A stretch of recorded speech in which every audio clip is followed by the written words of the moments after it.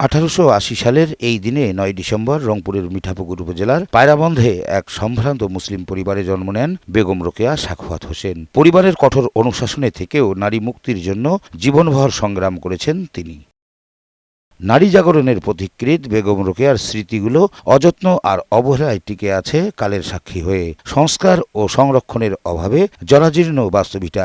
স্থানীয়রা বলছেন, রাষ্ট্রীয় পৃষ্ঠপোষকতার অভাবে হারিয়ে যেতে বসেছে বেগম রোকেয়ার স্মারক এইসব ঐতিহাসিক নিদর্শন। ডিসেম্বর মাস আসলেই এই জায়গাটিকে চাকচমকপূর্ণ করে তোলার মতো একটা তোড়জোড় শুরু হয়ে যায়, কিন্তু ম্যাক্সিমাম সময় এই জায়গাটা সম্পূর্ণ অবহেলিত। মহিষী নারী জন্মস্থানটা অনেক উন্নত হওয়া দরকার।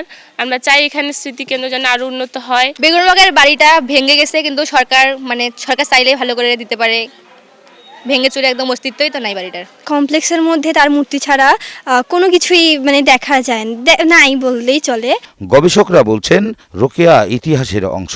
ভবিষ্যৎ প্রজন্মের জন্য এই ইতিহাসকে সংরক্ষণ করতে হবে। কলকাতার সোদপুর থেকে তার দেহাবশেষ ফিরিয়ে এনে জন্মভূমিতেই রাষ্ট্রীয়ভাবে সমাহিত করার তাগিদ দেন তারা। আমাদের পুরো দাবিটা হচ্ছে যে রোকেয়ার স্মৃতি বিজড়িত যে বিষয়গুলো আছে সেই বিষয়গুলো সংরক্ষণ করা এবং এই বাড়িটাকে পুনর্নির্মাণ করা যায় কিনা আধুনিক প্রযুক্তি ব্যবহার করে এটা বিবেচনা করা।